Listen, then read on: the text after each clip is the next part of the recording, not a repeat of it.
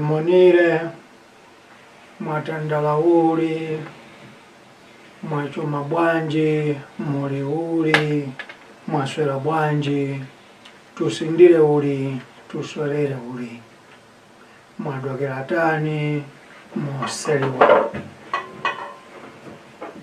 kuchigawo chathu cha boma lathu namba 29 tikupatseni moni muziyankhulo zanu zonse zijatimati maskati mulichani salamu alaikum sanibonani dumerani mauhala kora greetings bon dia bonsoir.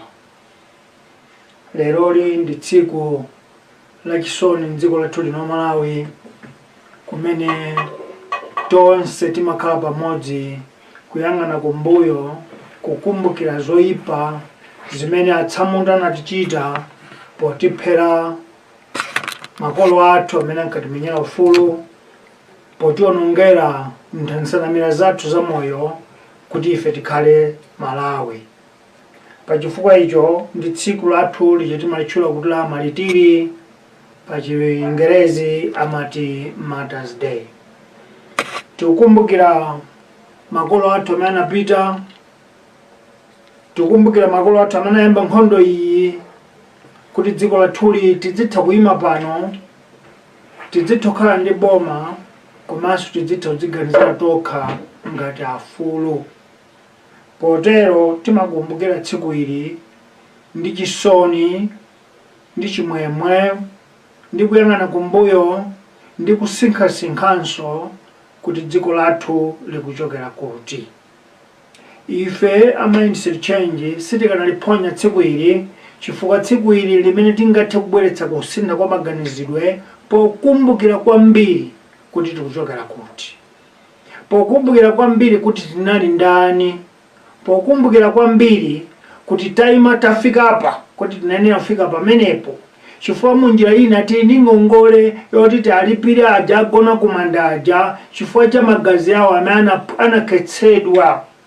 Funso lomwe afunsana loti kodi ufulu umene uja ndi tili nawo, kodi ufulu umene uja tinawupeza, kodi ufulu umene uja tawukwanitsa, nanga tikumva kukoma motani pa magazi awo amene anatayidwa pa mchenga, pa miyala, pa minga, pa doti.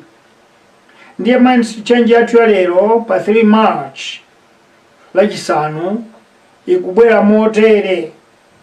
Sitima imene inamira mchaka cha 1912, khani yathu kuchokera pa sitima imeneyo. Sitima imene inamira mchaka cha 1912 pa 14 April ku England uko kwa azungu ija akuitcha TITANIC. Kumira kwache ndi kumene Tita ayankhule lero pofuna kusinthana maganizidwe a Malawi. Azimayi ndi azibambo, oganiza mozama, oganiza bwino anamanga ndithu chinyumba chachikulu, chiphiri chachikulu, kuti chimenecho chidziyandama pamadzi. Mwina kutengera kunzeru ya Nowa adachipanga chinyumba chimenechi choti chimenechi chidzakhale chikuyandama pamadzi. Ndikutenga anthu gombe ili kukasiya gombe ilo. Chinyumba chimenechi chidamangidwe kuti dzina lake nachipatsa fa chakula kwa cheko, anachipatsa dzina oti Titanic.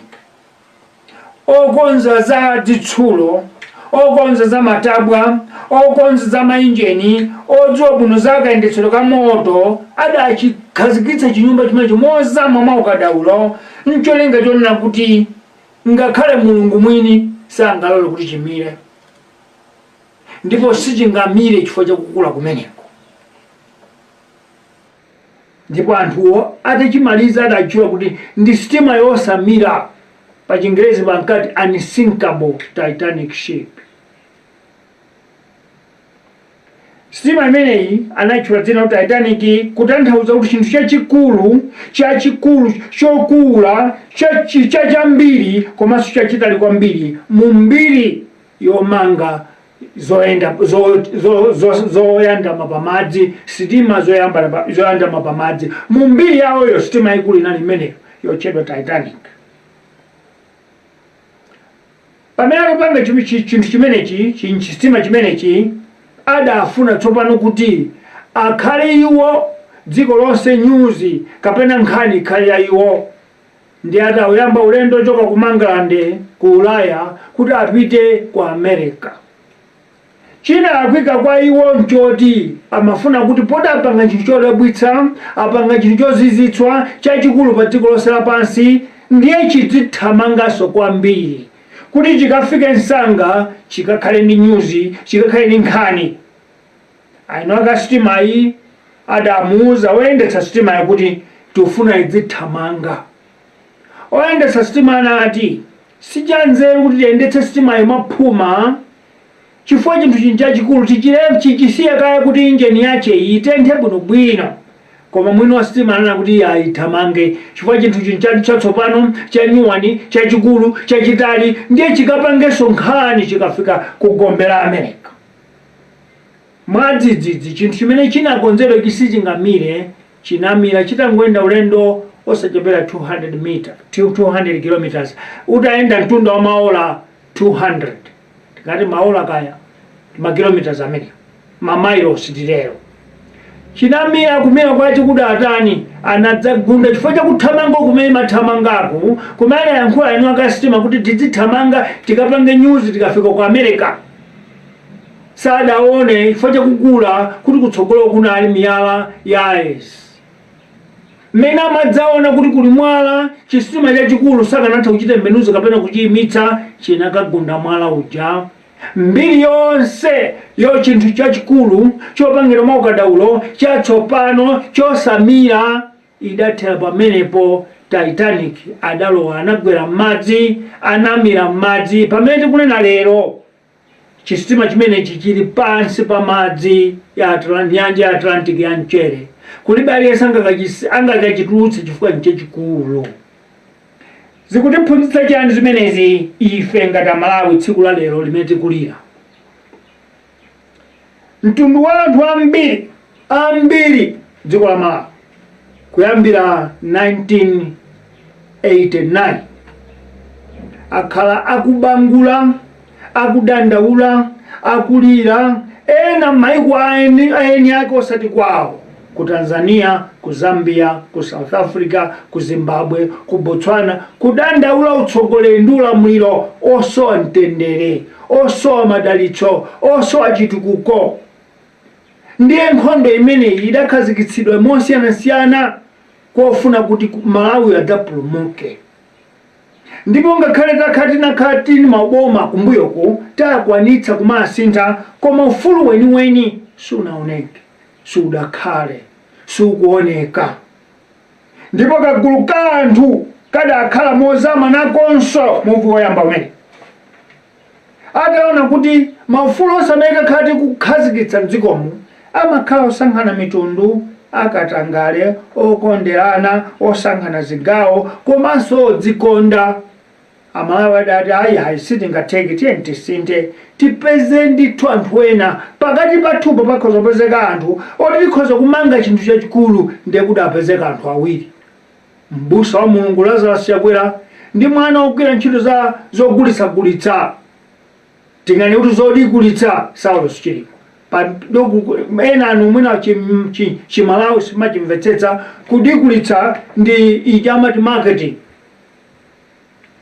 ndi kudigulitsa, kupita apadiku kupita akugula zimegulazo. Umene ndio kadaulo wa magulitsidwe amene ali Saulo Chilima. Ndipo amalawi tonse tidaona kuti anyamata awiri amenewa, uyu udzakhala wa Mulungu, uyu wodigula, ndiye kuti dziko lathuli likhala m'manja mwa chipulumutso. Ndi anthu amenewa tidawamangirira chinyumba chofananafanana ndi nyumba ichi tayambira chija cha Titanic, chifukwa Achakwera ndi Achilima atakhala pasalina kuti boma iliro tilitchule kuti tonse, chifukwa inali ngati chombo cha Nowa choti wina aliyense amalowa mmene.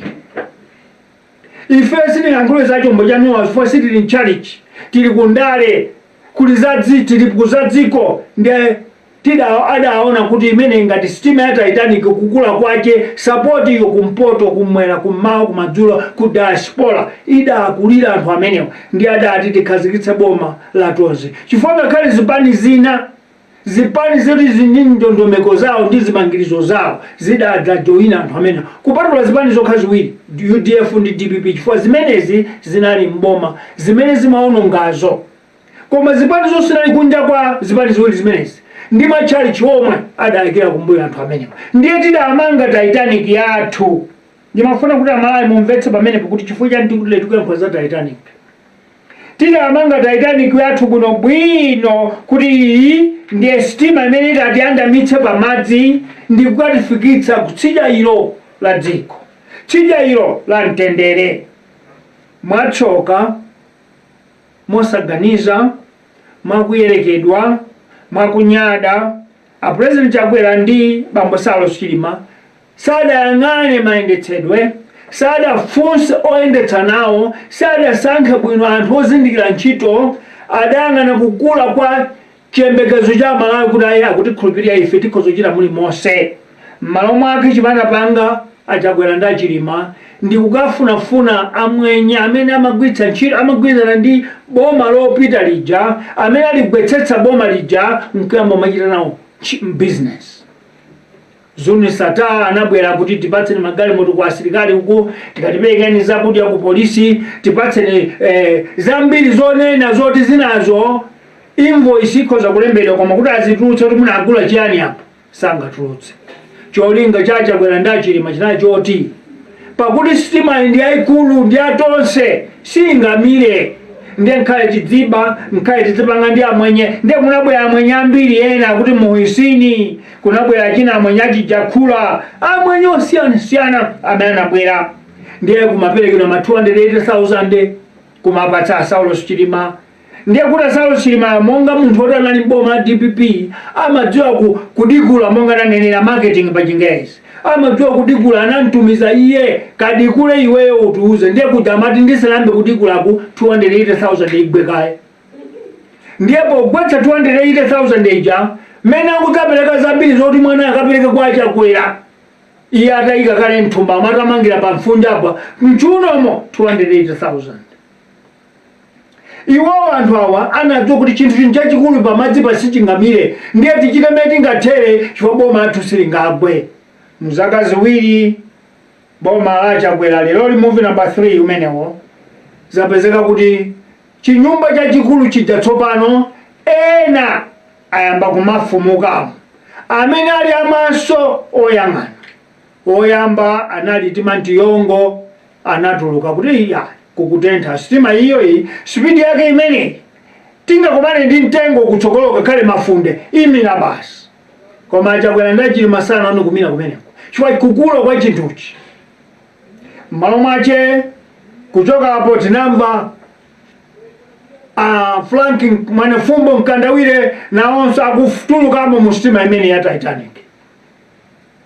Tamva anthu ambiri kufikira dzulo tikumva kuti munthu wa mulungu Moses munthali nayenso waituluka sitima ili pakati pa nyanja, kuli bwino akafe ndi kusambira yekha kuposana nkufa mu Titanic imene ikuthamanga mbiri itamenye ayesi imire. Movie number 4.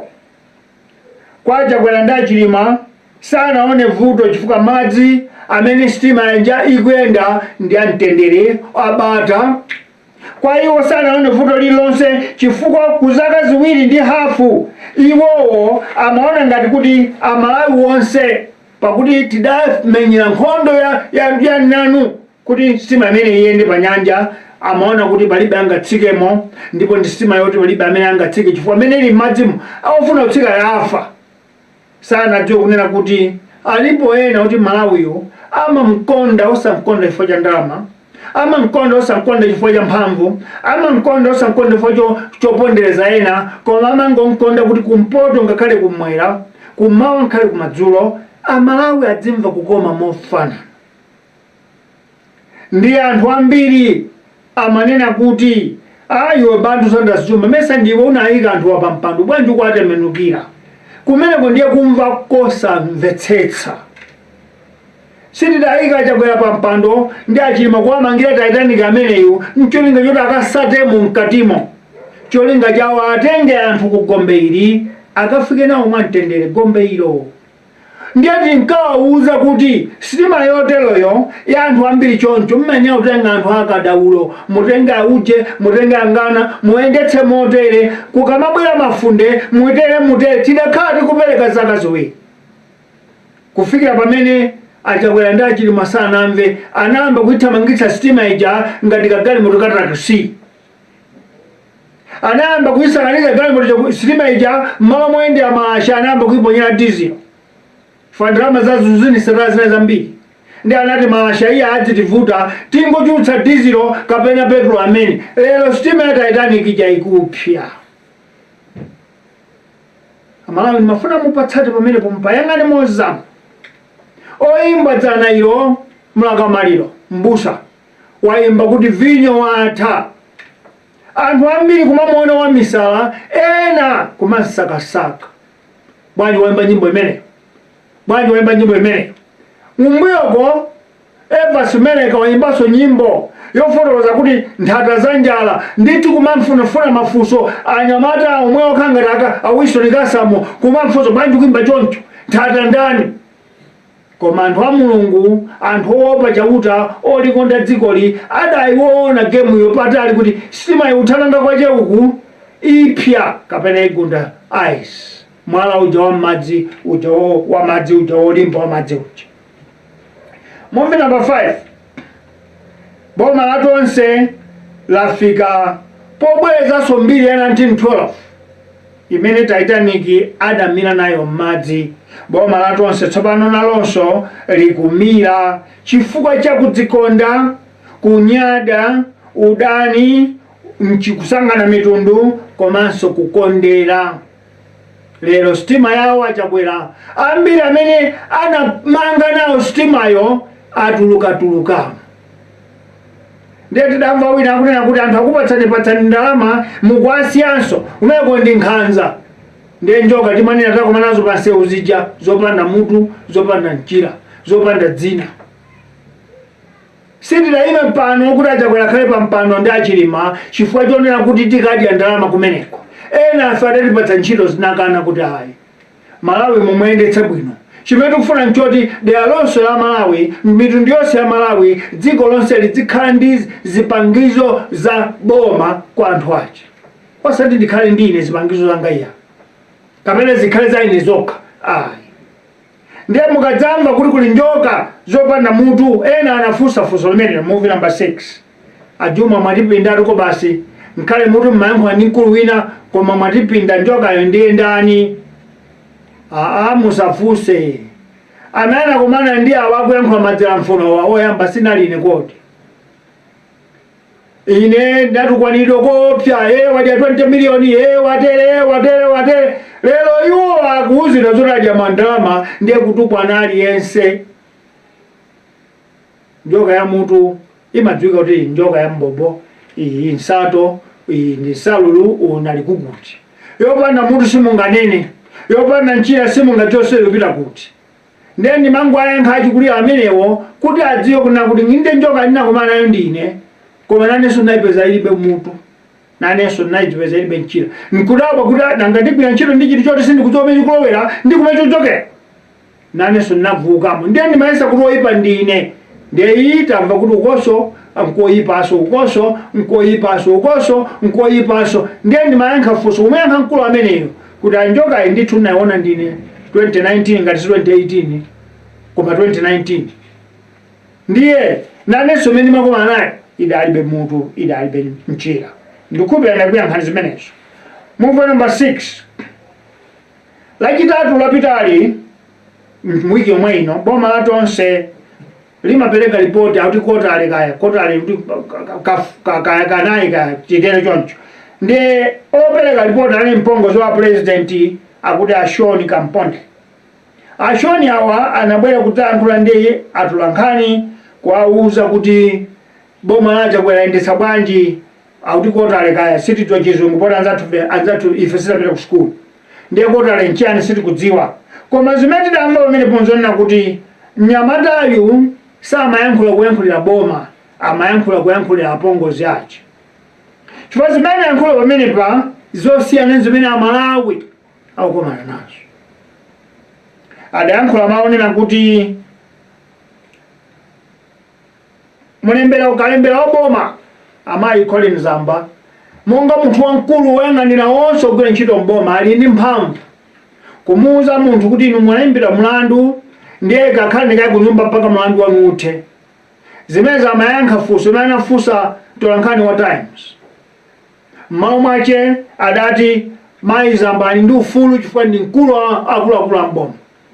Chodabwitsa nchoti Colin Zambawa sadauza Saulo Chilema kuti kakhale ndikayi kunyumba mpaka mlandu wanu uthe fani mkulu wa ntchito za bomatu. Saulo amayi Zambawa sadafunsa anyamata awo achina polisi kapona gaga andani amene akukhudzidwa ene ndiyene kuti taka inuyo basi tabwera mutayankha mafunsana yankhulepo zimenezo koma akuti kwa mayi Martha Chizuma akhoza kuyankhula.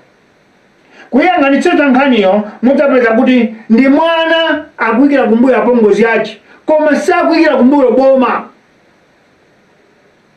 Umboni amadzaonetsa zitekete zibitchuale pa televishoni apo pawalesi akanema kuti taonani zimene akuchita achakwera tikupereka chakudya kwa anthu 11,500 kakuti 11,600 chakuti kuti mukhulupirire kuti mwanayu Ashoni Kamponde akuyikira kumbuyo apongozi ace osati boma.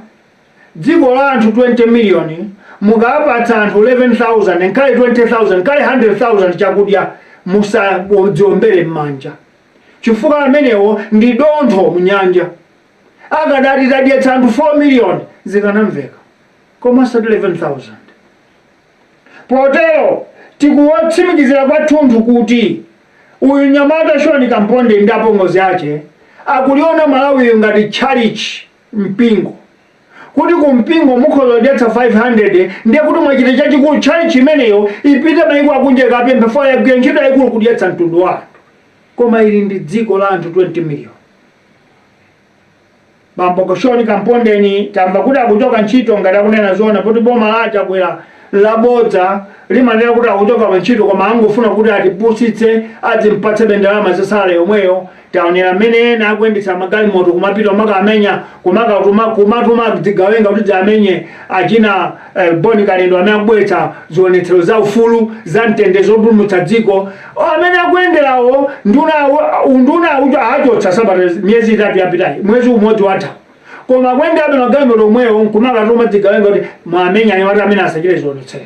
So mezola chakwera sana achotsa anthu pa unduna koma angobwera pa television kudzatinamiza adakali nduna abe anthuwa. Chitsanzo tidaona nduna yatsopano yolulutsa mawu bambo Moses Kunkuyu akupita kukafunsa nzeru kwa nduna yochotsedwa bambo Gospel Kadzako ngakhale akuti ngati democracy koma munthu yowalepera mukafunsa chani walephera munthu yokuendetsa dziko ndiye mukati kuendetsa unduna inu mukafunsa chanu kumene mukango kusinthana kuti mete mabera muja ndumwe weso dzikatere udzikatere zonsezi achakwera kuona ngati ife siri kudziwa koma tikuzidziwa boma lilonse melinga dzaende kumapita lilengeza kakang'ono kamene apereka ku dziko pamene dziko likulira limene lidzidwetu lalephera ndipo lilibe chikondi ndi anthu ache chifukwa mwana kufunsa mukuti pusitsa ife mutilengera ku mtoswe chimanga chimene chikugulitsa kuti chifukwa 11,000 ewo mwina ndi anthu amadera akwawo kwa azinduna madera azikwawo kwa akazi wa president kapena kwa president amene koma dziko lonse limene amalawi akulira 11,000 sana afikire.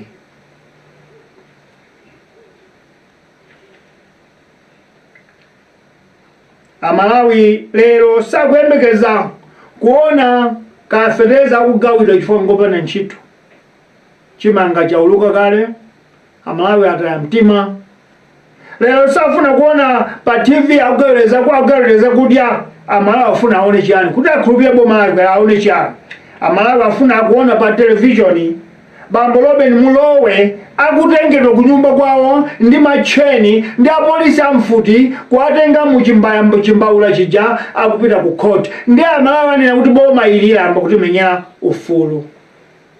Amalawi afuna ataona ndani awa Moses Kombe Robin Mulowe onse anayina ba 30 billion ya fertilizer amene aba 23 billion ya covid amene aba 50 billion ya mitengo amene asalo simana 280,000 kwa unisata amene wo atabweretsa pa TV kuti amamangidwa akulowa mkoti agamulidwa mlandu pamene amalawi angane kuti ayi boma likuyesetsa koma umadzatonetsa anthu 400 akugawira chimanga anthu 20 akugawira chimanga kumene konde kuti tukwana dziko. Movie number 7. A president chakwera ndi vice yawo sakukhala dziko la mayi ino koma ali mu planet ina chetimati Mars kapena ayi kumwamba kwambiri ku Pluto uko kutali ku Jupiter chifukwa zimene akuchita iwo zosiyana zimene amalawi akuchita pa dziko. Potero kuyika pa TV zinthu ngati izi si chinthu cha nzeru angopwereketsa mitima ya amalawi. Amalawi afuna ataona Moses Kombe Robin Mulowe Saulo Chilima ndi mbava zina zikulandidwa manyumba akulandidwa mabanki account yawo ndiye kuti boma likugwira ntchito kugwirira anthu ache. Kwaona chakwera Saulo Chilima akupita ku koti akubweza 280,000 ija mabashi 45 anagula acha akubwezedwa zimenezo amalawi zimanga ukonde kuti azione pa television. Kumuona mwana wa chakwera Violet chakwera akubwera ako ku London pa airport kwaona pongoza wa Saulo Chilima akufika pa airport kuti abwezako chifukwa achita manyazi kuti amayika abale mboma zimenezo zimene amalawi kuyembekeza kumva koma kuona akulandira chimanga munthu wina imene ndi bodza chabe simo ndipo mukwatu kwana amalawi fona nga amene alibe chimanga amene sanalandire nawo akumva kwanja kamona pa wayi shakanema ena akuandira thumba 50 kg pamene kathumba ka bucket kakang'ono chonchi kapiki kali 4,000 anti anga ina esi akachipeza kuti chimanga chifukwa alibe mbale wali mboma alibe mwana amene akugwira ntchito mboma. Musape mizimu ya anthu chifukwa chowaonetsa pa television zinthu zonena kuti zibwereketsa ziphetsa miyoyo ya anthu chifukwa chete mufuna tumuoneke ngati anthu abwino. Boma labwino sililengeza waini wabwino safuna chiminingo mowa wabwino saminingira mumangophika oyamba kumwa yamakauza anthu ambiri madzulo mowata koma kuti chiminingo ngongongo ndi mudziwa kuti mowa umene sunapye ndi matanthi. Movie number 8. Bungwe kapendili dzanja la boma loweza milandu lili mbali modzi la manja atatu amene akukhumudwitsa dziko la Malawi. Inu amakoti ndinu amene munapangitsa mosaganiza kuti amalawi tivote 2025. Inu amakoti ndi amene munapangitsa mosaganiza kuti malamulo a dziko amati tisankha 50+1 pamene malamulo kulibe. Lero munali ku koti amene anaba Matumba, anaba Chimanga, anaba Chanika, uyu amati Gerard Viola koti anyakuti ayi mupatsidwa judgment koma yoti simukhala ku prison muzikakhala ku nyumba bora musalakwe zaka zikubwerazo. Koma boma lomwelo likumenyana ndi Katangale, lili pa nkhondo lithani ndi Katangale, koma Katangalewo mukuwadyetsa ndi spoon. Katangale atha bwanji? Kuonjezera apo tikumvanso kuti boma kumakoti omwewa auza onse amene apandalama 2013 zakashigeti kunena kuti aiti ukhulukirani mukabweza. Mchaka cha 2013 Malawi kwacha inali pa 40 kwacha 1 land. Ndi anthuwa anaba ndalama alika ma 20 miliyoni. Kuchoka 2013 kufika 2023 ndi zaka 10 zadutsa. Kwacha lero lili 80 kwacha palandi imodzi. Ndiye mwapanga anthu kuti abweze 20 miliyoni omweyo. Mupusitsa Malawi fekapa munyengerera Joyce Banda amene anawo anabanda amasi mboma mwaomo. Musatinamize Malawi siogona tulo lero akuona. Ndiye munthu anaba 20 miliyoni 2013 mu 2023 akweze 20 miliyoni omweyo kwacha yagwa kanayi katatu konse. Amakoti mukhumudwitsa dziko kwambiri. Muchita izi kwa anthu akatangale pamene mwana amene akagula chamba mdziko loti malamulo akuvomereza chamba chidzilimidwa samachigula kuti asute koma magulu atakagulitse Matumba 80 mukumpatsa khoti ya 3 years. Anthu kuyenda museuna kuti ayi mkhulukireni uyu ni mwana mulepera khulu koma akatangale mukuwakhulukira bwezani mukhale ndi ufulu mkumala ndi ama 20 miliyoni. Amakoti mukhumudwitsa dziko. Wina akada yankhula zoti tiye tithane nawo amakoti. Zimezi zimabwera chifukwa mmapatsa anthu mtima wosowa chiyembekezo opanda chikhulupiriro mwa inu. Tikupempheni kuti musinthe kuti tisabwerere kumene kuja. Malawi ndi mmodzi tiyena kukhala limodzi koma tisamapangirane chiwembu chifukwa choti mukulephera zigamulo zanu m'mabwalo a milandu. Movie number 9 imene tayankhula kale.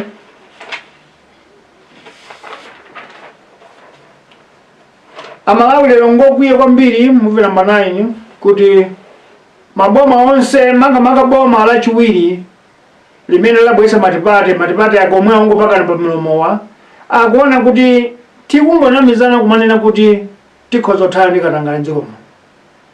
Mchifukwa chake Malawi adzuka anena kuti ayi tinayesa boma lachipani chimodzi latiphera anthu latiwonongera miyoyo latichedwetsera chitukuko cha dziko.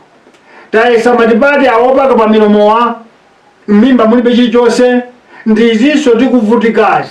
Lero Malawi ufuna chigawo chachitatu cha boma kumene tikhazikitse boma la Chitaganya. Chifukwa akudziwa kuti Katangale azikachitika mboma lakumwera koma sikachitika dziko lonse. Katangale azikachitika pena boma lakumpoto koma sachitika dziko lililonse kani chigawo china. Mwina ngati chigawo cha kummawa kapena chigawo cha pakati koma zigawo zina zikhala zimene zachedwa ndi chitukuko zina kuti ayi kuno Katangale iyayi tiye titukule dziko la chigawo chathu chino. Choncho zikupangitsa kuti njala yoti kubwera boma la Chitaganya idzikulabe. Ludzu loti kukhazikitsa boma lachitatu la Chitaganya idzikulabe. Ndiye mukamaganiza kuti Amalawi angokudani iye sanakudeni. Mmene mukuyendetsa boma Amalawi wena kuti amwina tiyese kachitatu. Izachi zoyamba ndi zachiwiri zatilakwa ndiye tiyese zachitatu. Zachitatu zachenzanji tiyipite ku federal government. Tiyipite ku boma la Chitaganya. Chifukwa kumene kuja anthu adzikanena kuti chigawo chathu chino kubera naye chifukwa tikutukule. Ndiyelekeza ine chigawo cha kwathu ku Blantyre. Ife timadziwa chitukuko chifukwa ndi amene tayamba kukhala ndi town 1876. Tikufuna nsewu ukafikire ku Masagondo watala. Nsewu konse kumene kutuka zitukuko ku Eskom ku Mombo kudziwe.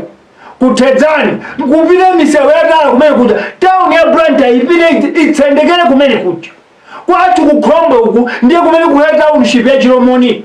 Blantyre akule abwendi mpaka afike umu muzalewa. Uku akafika uku mpaka kuphata manga. Ndiye silingalole boma la Chitaganya kuchigawo cha kumwera kuti lidzachita Katangale. Fati ndi ntchito yakulu yotukula dziko. Fati madziwa kukoma kwa city. Anzathu akumpoto aponderezedwa zaka pafupi 129 chambire cha utsamunda. lero sadzala wantamba yonse kala mthumba munthu andale tafuna ike misewu kuwenya uko kubolero uko kwahola kuhola uko kuchintheche akafika kusisya uko mpepete mwa madzi muchiweta amange masiti awo sadzatulutsa wantamba yoyika mthumba wa munthu adzamudya nkuntafuna wa moyo chifukwa afune chitukuko chikhale mdziko lawo. Ndiye boma limelinga bwezi chitukuko ndi kuthetsa katangale ndi boma limodzi lokhala gawo lachitatu la Chitaganya. Chitseko chawo kocho akumenyera boma likubwera ku la Chitaganya. Ndi amalawi ena onse tivomerezani kuti ayi boma latsopano la Chitaganya libwere. Movie number 10. Muto kuti kanthenda kametina kumalawi kuona kuti ife dziko lilosauka kadalowa ndipo kadakhazikika m'mitima mwa atsogoleri athu. Movie number 10 mena. Mukudziwa kuti kanthenda kachilombo kuonera kuti ife ndiosauka kalowa ndithu m'mitima mwa atsogoleri athuwa kadayanja kanazama. Ndikutanthauza sabata yachiwiri sabata yathayi President Chakwera alephera kukhala pa msonkhano wa anthu akuda ku Ethiopia. Kunena kuti ali bize alinzochita zina. Ndi anatumiza uyu nduna yawo nkhani zakunja Nancy Tembo. Koma lero Achakwera ndili dzulo Achakwera apeza nthawi yopita kukakhala ku msonkhano wa anthu osaukitsitsa ku Doha ku Qatar kakokohata kapena kumene kwene. Kudabwitsa kuti munthu uyu sanakhena ku msonkhano wa anthu akuda anzace atsogoleri anzace 55 akupita ku msonkhano wa anthu osaukitsitsa 45 kachilombo kuti ndife osauka kalowa m'mitima mwa atsogoleri athu safunanso dziko litakwera. Ife timati tiyankhule izi malawi wathu uno kuchepa kwace kusauka kwace sikukufuna mzungu sikukufuna anthu aku Ulaya sikufuna anthu aku America kungofuna maiko a 5 okha. Dziko la South Africa, dziko la Zimbabwe, dziko la Botswana, dziko la Namibia ndi dziko la DRC. Tatu maiko 5 amene akuonera kuti ino ndife tigwirizane tizigawana kapati tigulitsana zimene upanga mutigula inu mutigulitsa zathuzo dziko la Malawi kukwera ili mofulumira kumene nkuchoka ku misonkhano ya ku Doha ya anthu osaukitsitsa. Ndiponso sakhala maiko 5 uku kuli Tanzania ikufunira tithandiza uku kuli Zambia amene atukula dziko lawo mosadziwika bwino akhoza kutithandiza ndiye tikufuna maiko ochepa kwambiri mu Africa momwe Malawi akhoza kutambira komofulumira. Koma atsogoleri athu ali ndi moyo wokhulupirira nyenyeswa. Tifuna mumvetse pamene atsogoleri athuwa onse amadigiri amakhulupirira nyenyeswa mzungu adye pa tebulopo ndi adzitaye zodi agalu ndi Achakwera atole abwere nazo nchifukwa athamanga dzulo ku Qatar ku Doha akadye nyenyeswa. Pamene Mnangagwa Lisila Maposa Haigande Chilema uyu Tshisekedi kapena Gengobo akozonera kuti aisi kunoko silugala nyenyeswa. Mavuto ano ndi anji aife njala auza kuti pafupi ifeso nkwanjala kuno koma ndalama tinazo tikupatsa ndalama mukalime muzitigayira hafu zotheka. South Africa pakali pano ali mavuto amagetsi koma miyala yoti apangira magetsi amphamvu kwambiri a nuclear alibe. Malawi ali nayo kungoza kuti miyala inu zitenga kunoko ife bora tizitenga kumene zakudya kumene tizitengako zina ndi zina. Malawi sakufuna Ulaya sakufuna America akungofuna abale athu ozungulira nawo. Ndiye pachifukwa ine mafuna ndikuze na Malawi kuti atsogoleri athu awa kanchitidwe kawo mphawi kanalowa mu magazi adzakhala kupempha mpaka lekale kumene akupita Achakwera kuwononga ndalama zambiri koma sabwera nchilichonse chifukwa kangovula ndoma yaucheya ya mfumu ya ndodoyo kumveka wina iwobe mkutsalabe osauka choncho chaka chino chachitatu chikhalire president wa dziko koma amanyoza apita mtalika amadere apita mtalika amati wadzakhala osiyana bwanji pamenewo chaka chachitatu adakalibe akuvalabe suti ya munthu osauka. Movie number 11. Zochita za Achakwera ndi Achilima zaonetseratu kuti m'mitu mwawo anzathu atsogoleri athuwa alibe kufuna kutukula dzikoli maomake zinakuonesa zikupereka chithunzi kuti tamba mbiri ina akamphekesera kuonera kuti afuna abe ndalama zambiri ncholinga choti dzikoli pa dziko lapansi anene kuti lapsa lijamati bankrupt. Dziko lakupsa ndiye mwina azungane kuti basi takukhulukeni poti mapsa takukhulukeni ngongole yonse matenga 80 trillion yatikhululukire. Ndiye ife amuviti kuti basop silida tonsefe sililiosowa nzeru ngati inu kuti mugulitse dzikoli likakhala kuti lapsa silidapsa dziko la Malawi. Pasi pa nthaka pali chonde choti chikhoza lima chimanga, tirigu, sunflower, nzimbe, chilichonse tikhoza kulima m'dziko muno. Ndiye osachipereka chithunzi choyipa mube ndalama mukamuuza mzungu ku Ulaya kuti tapsa ife tipangeni mutivomereze kuti tapsa kuti atikhululukire. Ayi, ngati mwatopa chokani ife 80 trillion tidzabweza. Osachita maplani oyipa, osachita njomba zoti mufuna musaukitse dzikoli azungu alilemba kuti lokupsa. Malawi si dziko lokupsa, mukulipsa ndifa mukulibera. Ndimafuna ndiyankhule zimenezo. Movie number 12. Movie womaliza. Lero ndi tsiku la pa 3 March. Monga ndayankhulira ndi tsiku lakulira, tsiku lakumbukira, tsiku lopereka ulemu kwa atate athu amene anapereka magazi yawo, miyoyo yawo kuti ine ndime panopa, kuti achakwera adzigona ku State House, kuti Saulo Chilima adziyimbidwa tire chifukwa cha akuluakulu amene anataya moyo wawo. Kwa ife ndi tsiku loyang'ana kumbuyo tochokera kuti. Kwa ife likhale tsiku lowunguza tayenda bwanji kuchokera pa imfa ya anthu amene adzafika tsiku la lero. Ndiye tidzipatsa mafunso kuti kodi kumanda kutabwera funso kuti ana athu inu tidakuponyerani magazi athu ani miyoyo yathu kumadzi kuli chete kuti inuyo dziko lipulumuke, mwalitani? Yankho limene tingapatse ife ndi ya mtundu wanji? Ifeyo yankho yathu lero pa 3 March tikuyankha kuti mmene munachokera muja John Chilembwe, mmene munachokera muja Agere Kufa, mmene munachokera muja Yatuta Chisiza, mmene munachokera muja Bambo Odon Chilwa, mmene munachokera muja Bambo William Kanyamachume, mmene munachokera muja Bambo Tati Mpakati, mmene munachokera muja Bambo Masauko Chipembere, tikalipo mpajabe. Ufulu mmene munatumenyera uja ngwa ujeni ndi wotosa. Koma Malawi amene mchombo wake uli muno koma alibe dzina adakali mu utsamundabe. Utsamunda wake si mzunguso watipatsa Malawi nzathu.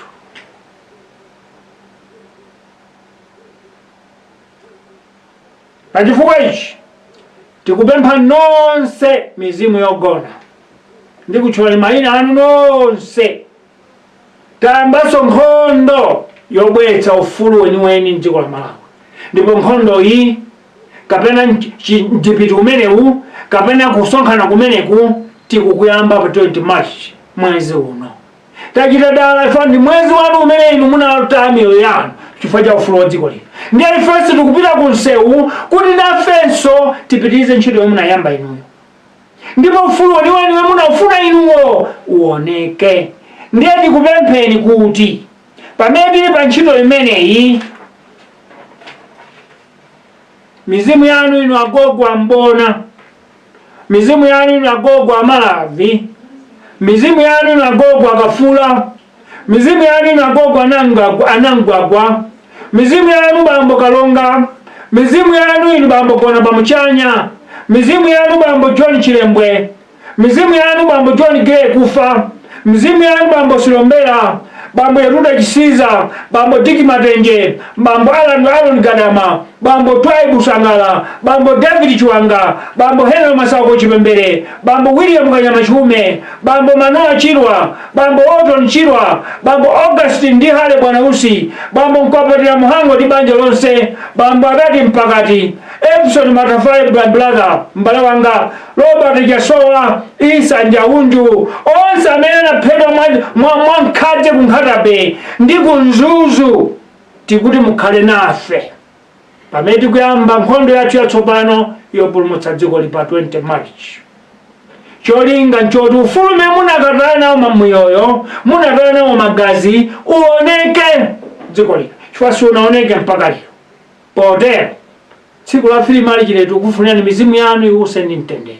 Koma isatisiye tokha pamene tili pa ntchito yopulumutsa dziko ku ufulu weniweni ooneka ndi maso, ogwirika komanso odyeka. Munali ndi ine Bantu Sanders Juma. Nyumba ya Mulungu iyi ndimene tikuyamba napo tsiku la lero, tsiku la maliro. Zikomo kwambiri.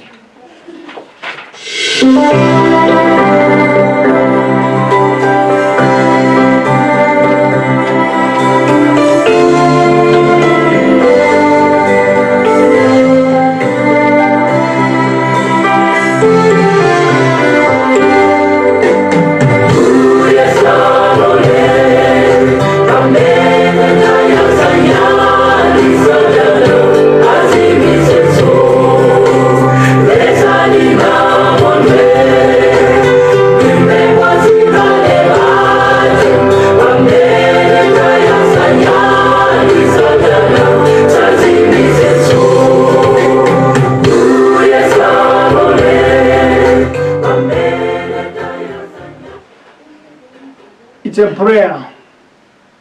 Lord, do not allow anybody, anyone, to shut off the lantern, the light that we are trying to put it on the 20th March. Do not allow a devil or Satan to switch it off. When it's lit, let it be lit. When it's put a light, let it light for the freedom of our country. Monire, matandala uli, muli, machoma bwanji, maswela bwanji, tusindire uli, tuswerere uli, mwadokera tani, mosaliwa. Greetings in the diaspora, sanibonani, bonsoir, bon dia, sanibonani, salamu alaikum, mulichani, dumilani, mauhala, maskat. Today in this country, it is a country when all of us sit back, mourn, pay homage to our heroes and heroines, men and women who sacrificed their precious lives for our freedom. For me to stand here and talk to you, for me to stand here and speak to you, for President Chagwera to be at State House, for Vice President Salosima to go around with a convoy of vehicles with sirens. This is the day that all of us must remember, pay homage. Fellow citizens, you may ask, why are you coming today? It's supposed to be a holiday for you to cry and mourn. Yeah, of course. But there are many different ways of mourning. In Muvi Wachilungamo, this is a day for mindset change. While we mourn, it's a day for mindset change. Why? Because it's a day of reflection. It's a day of self-introspection. It's a day of looking back where we come from and where we are and which direction do we want to go.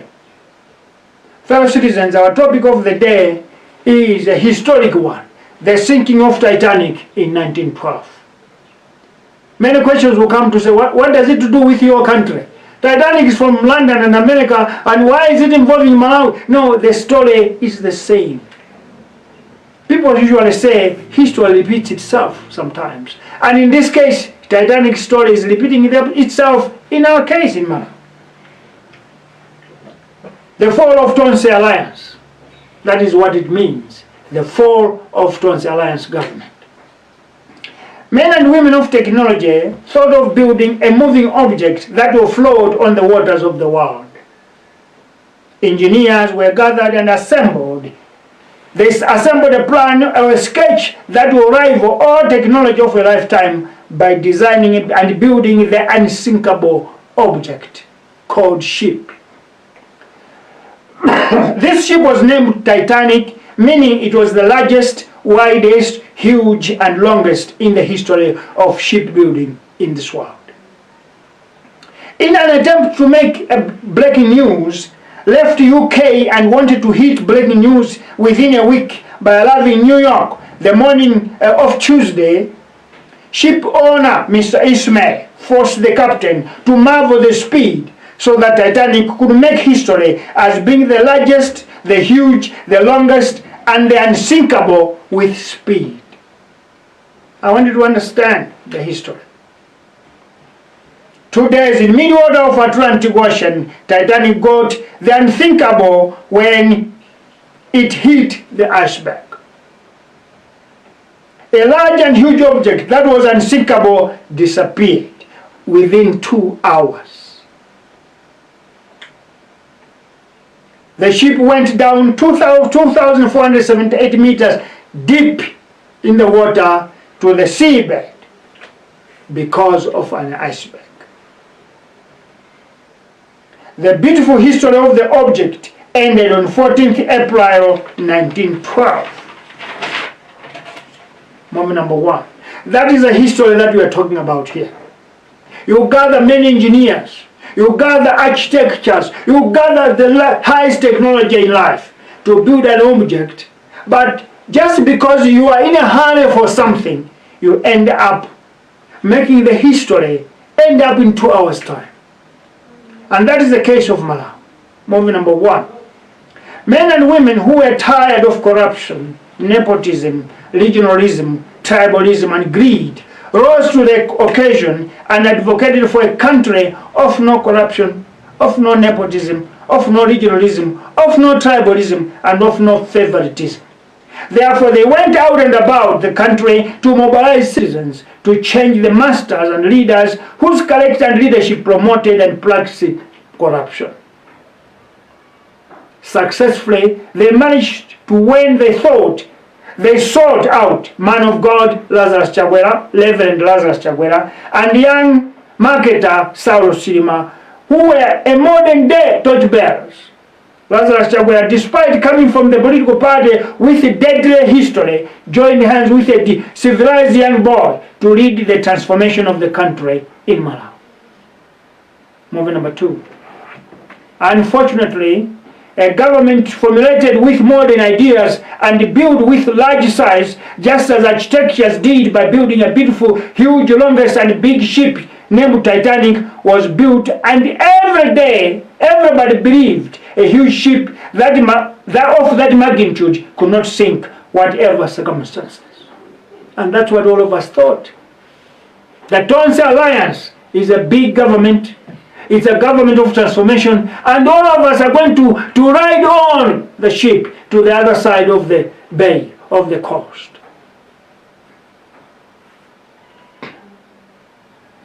Looking at the huge size, the beauty, the attraction of Alliance had, President Chakwera and Saulo Silima stupidly thought that TONSE Alliance was so huge, therefore cannot fall or lose elections. The mindset of the builders of Titanic, who believed the ship and mankind had built, and it was an anomalous object that even God cannot allow to sink, thought exactly the way President Chakwera and Saulo Silima thought. The TONSE Alliance, since it is allowed and advocated and welcomed by all, it cannot fall down or cannot sink. Movie number 3. President Chakwera and Vice President Saulo Silima thought the size was the mechanism to make them live longer, not navigation or techniques.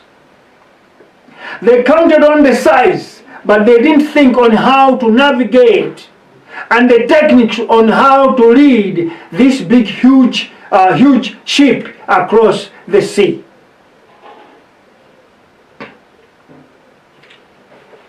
What President Chakwera and Saulo Silima did was to copy and paste the character of DPP by bringing aboard Indian accomplices who destroyed the reputation of UDF and DPP by falling in love with Zuni Sata, finding new Indians in the name of Muhisini, Jakula, and the list. There was immediate contract of unwanted items in the Malawi Defense Force, Malawi Police Service, and other needs the country did not want. This they did because they wanted to get rich quickly, because now the Titanic is a huge thing that they cannot fall, and it's unsinkable, according to their minds. The masterminder being Saulos Chilima, who engineered the purchase, being a frontman, fought for a bribe, a front, we call it, in my language we call it, what do we call it, Chimonantengo. Meaning that since I'm the mastermind, I'm the front line, I'm the front desk, I need 280,000 on the spot for me to negotiate. And Zuni Sadar gave 280,000. When they were giving the rest to be given, the million to be given to Chagwera and others, Saulos Chilima had already pocketed 280,000. Movie number 4. To them, they thought their government will sell in calm waters because the size of their government was the huge one that nobody or no one could lose hope. Chagwera and Chilima took advantage, thinking Malawians were not watching with keen eye and vigilante minds. 2.5 years down the line, each and everyone has lost confidence in the government, in the TITANIC, and President Chagwera and Vice President Saulos Chilima are being saved by the Constitution. In other words, they are running the country on life jackets, if not breathing through oxygen canisters. Otherwise, these people and their government are not wanted in Malawi. If elections were to be done today, these people could shamefully lose. Movie number 5. TONSE Alliance government has become a part of government that is repeating the history of 1912, when the largest and new ship, Titanic, was built, and it is now a wreckage under Atlantic Ocean. History will be read that we had a government that gave hope but failed because of greed, hatred, tribalism, and nepotism. Movie number 6. Last Wednesday this week, TONSE Alliance government appeared with quarterly report which President Chagwera's son-in-law, Sean Kamponden, addressed members of the place. In his address, the son-in-law did not do his job, but he did family business by backing his father-in-law. The father of his wife, by telling the place what the press don't know. To spice his useless and nonsense address, he showed video clips where his father-in-law's government is distributing means to citizens that have no food. Sean Kamponden's father-in-law's government think Malawi is a church where a handful of people gather when the country has 20 million citizens. Giving means to 11,500 citizens is a shame and insulting to display on the television. Any government that goes around to advertise the little it is doing is more of a headless chicken. What Sean Kamponden displayed on the screen has just angered citizens because they are asking, was Chagwera mocking or kidding the country? A government that knows that it has messed the country has no space or chance to go around and display anything good. It does because this is just a drop in the ocean. 11,000 people compared to 20 million people. That's mocking. That's a joke. Malawians don't see that as development, they take it as an insult. We cannot say 11,000 people receiving means and that's development. That's an insult. Because you are taking a drop of water in a cup and go and throw in the ocean. So you can't say you added something in the water. So that's an insult to us. You stole 30 billion of fertilizer. You stole 23 billion of COVID. You stole 50 billion of trees. You took $280,000 from Zuni Sadar and you come to show the country that you have given citizens, 11,500 citizens. You must be criminals who have no shame or remorse. That propaganda is soon to backfire to you, if you don't know. Movie number 7. President Lazarus Chakwera and Vice President Saulos Chilima are living in Mars or Jupiter because if they were living in Malawi, they could not even have the guts or audacity to appear on TV and try to show or display the nonsense that they did. What Malawians could appreciate was to see the appearance in court of Robin Lowe, Moses Kombe, in court being sentenced to 100 years in jail, and showing citizens their properties being repossessed or confiscated. That is what the Malawians could say, that's worth showing on TV. seeing Vice President seeing Vice President Salusima in court and stripping off his vice presidency and see him retain the 280,000 and all the 45 buses he bought for his party, that is what could make Malawians say, now we are fighting corruption. Seeing Violet Chagwera and mother-in-law Vice President Saulos Chilima record and watch the Madikamus International Airport coming back home, this is what could replace Malawians. Because we could know that government is now respecting the rule of law. Nepotism has ended. Corruption is getting to an end. Regionalism is going to an end. And if we could see President Chagwera dissolving parliament and remove 18 ministers and choose from all regions ministers, we could say Chagwera is now following democratic process. Movie number 8. Judiciary in Malawi is no different with the executive arm and House of Assembly. How can convicts of Cashgate be freed by paying what they stole? In 2013, Malawi kwacha traded at 1 rand 40 kwacha. Today, 1 rand is 80 kwacha. Now, if people who stole 20 million in 2013 and they are paying back 20 million in 2023, that shows that this government is a crooked government, is fooling us. We don't wonder. Those are children of Joyce Banda. So since Joyce Banda is in the alliance, you are trying to please her government by giving amnesty to the criminals who are promoting corruption in our country. Besides, why is our judiciary lenient to rich and politically connected people, yet ordinary and common people like Musa cannot be awarded the same amnesty? On the case of Musa, he was found with 8 bags that were recovered by the police, but his sentence was 3 years in jail. Even though we went around, made noise, the court did not listen. But the politically connected thieves and corrupt people, they are allowed a minister to give back what they stole, and they are given the same amount. Yet if you borrow money from the bank, they charge you interest. You know, this country, you're making it a mess. You're making it a country look like there are no people. Movie number 9. On the same hand, Gerald Viola and a colleague were found guilty of corruption with huge amount of money, and their sentences have been suspended. The full court give this culprit suspended sentence. We'll give you 2 years, but you must be out of jail as long as you don't go wrong in 2 years. Are we fighting corruption or we are promoting corruption?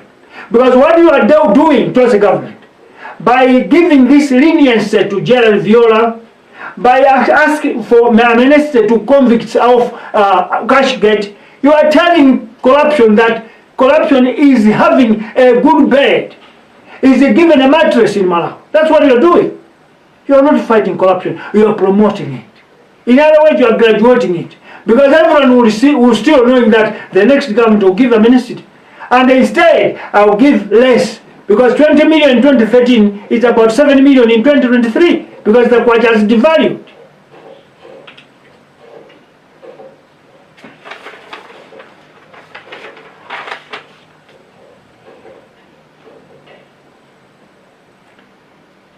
Now, we are aware that the first system of government, second system of government, there are governments or systems that condone corruption, condone tribalism, condone regionalism, condone nepotism. This is why the cross-section of Malawians are now advocating for a third system, which is led by the 7th government in the next door, whereby they are advocating for a third system that will introduce federal government. Because the first system of one-party state and the second system of Mickey Mouse democracy operated by unitary system has completely failed Malawians. Malawi need and must immigrate from unitary system to federal system so that provinces that are for development can develop themselves. Unitary system has really failed the country and has failed us all. Movie number 10. The mentality of the poorest nation has stuck in the heads of Malawi politicians and leaders. Last week, President Chakwera sent Nancy Tembo, his foreign minister, to AU summit in Addis Ababa, Ethiopia, where fellow African heads of state visited. He chose to be a war absent without leave because he was preparing or saving so that he could go to Doha, where poorest nations meet, to show their nakedness and stupidness. President Chakwera chose to go to a summit where he was going to be mocked and shunned his brothers and sisters that could listen and hear his problems in Ethiopia. He chose to go to a place where he's going to be mocked by white people. And he deserted to go to a place where his own brothers and sisters could welcome him and give him an ear. The problems we have in Malawi cannot be resolved by America, European Union, Asia. Our problems in this country can be solved by only 7 countries. 1. South Africa, Zimbabwe, Botswana, Zambia, Namibia, and DRC. These 7 countries can fix our problem. We don't need to go to Doha. We don't need to go to United Nations. Just in African Union and SADC, we are done. This country can be fixed. By going to Doha yesterday and shunning AU summit, it has shown that President Chakwera, in his mind, there's no hope for Malawi. He has given up for this country. Because to him, Malawi will only develop when USA, European Union, Asia feel sorry for us and give us crumbs. That's why he knows that Malawi will rise with crumbs. But I want to tell you, Malawians, this country will not rise up by food under the table. Crumbs, never. Okay, number 11. The actions of President Lazarus Chakwera and Vice President Saulos Chilima show that in their heads, these leaders have given up for this country. This is why rumors are abound that they have agreed to loot as much as they can so that Malawi can be declared bankrupt. So that the 8 trillion debt that we owe the world can be forgiven. But we want to say something. Basop. Basop. Don't dare loot this country and expect that Malawi must be declared bankrupt. There are no people of your heads. There are people in this country that want to rise this country from the ashes. We can raise this country from the ashes. So don't take it to bankruptcy. Thank you, Americans, for defending your 340 million that they wanted to loot. I don't know, Europeans and Germans, what you're thinking. We Malawians have not given up for our country yet. Do not push us there. We know this country is not poor, so do not sell it to the Americans. Don't sell it to Europeans for your own failures. This country is rich. Movie number 12. Today, the 3rd March, it is the day we remember, we mourn, we pay homage to our founding fathers and mothers who sold their lives for this freedom that made us to be here today. It is a day of reflection. It is a day of introspection. It is for us, the leaders of today, citizens of today, politicians of today, civil servants of today, civil societies of today, to answer the questions from the grave. Because the question that is coming from the grave is, are you really free? The graveyard is asking us. The graveyards are asking us, are we really free? Today is the day to answer our ancestors, whether we are really free or not. Our answer is, oh, our ancestors. We managed to get rid of the European occupation, but there has risen a monster amongst us who has occupied our freedom again. Therefore, we are not totally free. Therefore, we seek thee, the ancestral guidance, as we are relaunching the battle for total freedom. We have set off 20th March 2023 as Eve, a day of Eve to launch our campaign for total freedom.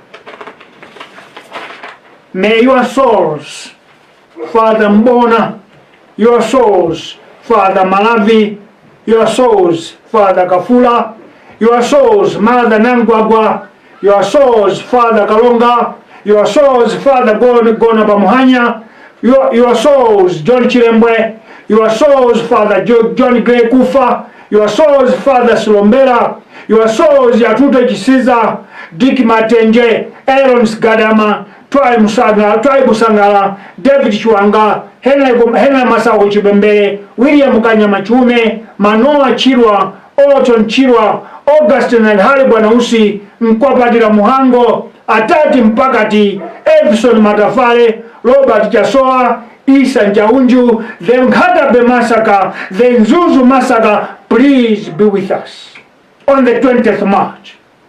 Please be with us on the 20th March so that the freedom you died for can be realized. You did not die in vain. It is some monsters around us that want to make your blood lose its dignity, its integrity. So we say, may your souls gather with us on the 20th March as we launch a battle for true freedom and total freedom. May the Lord guide thee, for you to guide us, so that the true freedom that your blood suffered for, the true freedom that you fought for, can be seen. Even there in the grave, you feel it. May your souls rest in peace. You are with me, Bantu Sanders Jum. Have a great day. Thank you very much.